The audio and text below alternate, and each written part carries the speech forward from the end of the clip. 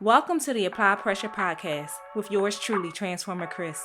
Here, we dig deep and go beyond the surface, uncover what's hidden, talk straight, no fluff, share secrets, give advice, and keep it all the way real regarding life. Listen, sis, I know you be busy doing what you do, but child boo, I really need to talk to you. Let's talk about what it means to have a servant's heart. Because I legit want to see other people win. And I want other people to be happy. Lately, I've been having a strong desire to help people out and just to be there and assist. And the crazy thing about it is, I realize how much being able to help someone else actually helps me. It's a character building exercise. It allows you to come outside of yourself long enough to get a broader scope on life and realize that it's a lot bigger than just you. It's nothing like a community of people building together. Everyone gets so caught up on selfish ambitions that they forget the groundwork of what it takes to be a decent human being. I'm at the point in my life where I've realized that eating alone ain't it. Like, winning alone ain't it. Working alone ain't it. And celebrating alone ain't it either. There has to be room in your life for someone other than yourself. I'm trying to build partnerships at this point and do collaborations to beat the odds and to better the chances of, not just for myself, but everyone that's around me. When we become so focused on ourselves, we stop sowing seeds. How is it that you find comfort in expecting something that you're not willing to give out? Like, you want everybody to help you, but you don't want to help out nobody. You're looking for everybody supporting your businesses and on your projects. But when it comes to them, you're absent. Like, how does that work? My mom taught me basic principles at an early age in my life. You get what you give. You treat people how you want to be treated. A good person is there to help and gives to others in need. When servitude is your heart posture, it speaks louder than your words. Have you ever come across a person who has such a good heart that it leaves a lasting impression that resonates more with you than words ever could?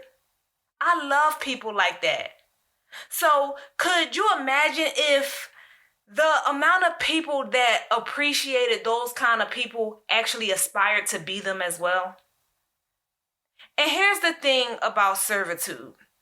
It actually paves ways and open doors without you even trying, because God honors the heart of a servant. And your gestures, they become like seeds, and those seeds will eventually give back to guess who? Not the one who received them, but the person who sowed the seeds. That's who reaps the harvest. Now you're looking at a domino effect of blessings in your life. So lately, I've been thinking about the story of Joseph in the Bible and how he served his way to the top. He used his gift and talent to benefit others. And no matter where he went, no matter where he ended up, it found ways to give back to him. And it found ways to give back in the form of blessings, even in the most unfortunate circumstances. Because of who he was, and because his heart was right, and because he knew how to extend himself to others even in his time of need. Like, how many of us can really say that about ourselves? See, true servitude reveals the heart of a man. Can you assist in another man's vision? Do you have what it takes to push someone else to the top above yourself? A sad reality that so many will face is discontentment in their winning season because they will have to face it alone. Because they were never available for anyone else. Not even realizing that you cut yourself short when you cut everybody else off. You can only do so much and go so far on your own, guys. The real flex is when you can expand your reach by linking together. It's one thing to go out and build things, but it's something totally different to build people. People are the best investment that you could ever make, hands down. Remember, it's people that keeps dreams alive, not things. So don't get the two twisted. If your only desire is to please yourself, then you're not dreaming big enough. It's the dreams that are bigger than you that will live beyond you.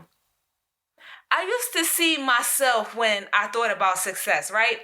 But now I envision others because I understand that true success is in longevity and it must supersede an individual. So I aim to impact multitudes in order to duplicate any value that I have into the masses of people that I encounter. Think about it like this. If everyone you help win, how can you lose? There is an enrichment of the soul that transpires when you extend yourself outside of yourself. Like seriously, generational curses are broken and mentalities are transformed in your bloodline. We are tricked into impoverished living when we are deprived of things like strength and validity. Because in order to thrive and make the most out of life, we have to learn to bond together and be one another's keeper. Wheel your brother to the finish line. Pick your sister up when she's down. Help to fortify the chain by not being the weak link all the time or the missing piece. Camaraderie will always formulate a stronger force that's not easily broken, and it will better the chances for everyone that's involved. Somewhere along the way, the message behind having a servant's heart was misconstrued, and it made people feel less than. But it's not about you being weak. It's about having the strength necessary to make someone else strong.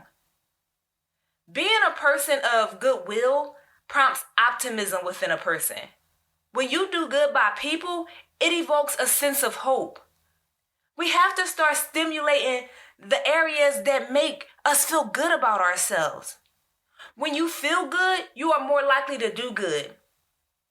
And not only that, a servant is more subject to learning all the tricks of the trade, making them become valuable assets in the end. Think about it. They're always closest to the person in charge.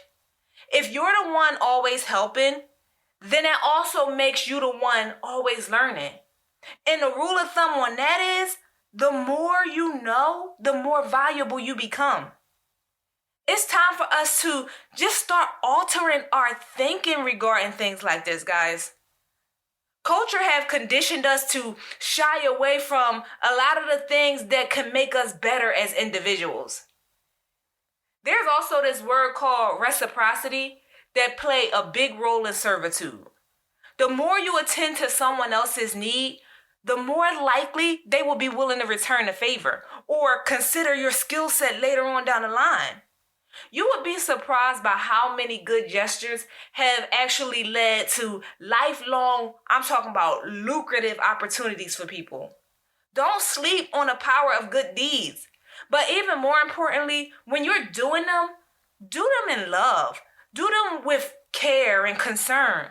Do them from your heart, not expecting anything in return. That way you can't be let down. You can't be disappointed. Keep your heart clean and keep your motives pure.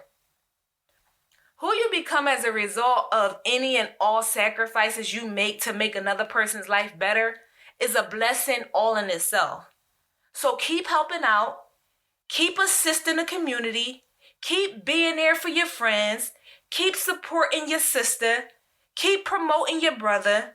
Because you may not see it, but you're growing and glowing the whole time. You don't have to always work your way to the top. Be more like Joseph and serve your way to the top. Okay, ladies, that's it for this week's episode. Thank you all for tuning in. Make sure you stay caught up and don't miss out on what's next. If you're enjoying this atmosphere, be sure to go and leave your girl a review. That way this platform can continue to evolve and build a strong network of empowered women of purpose. Until next time, hop over to my website. Make sure you subscribe and capture all the latest products and free giveaways by visiting www.crystalmetellus.com. Also, connect with me on social media @CrystalMetellus. Talk to you later, sis.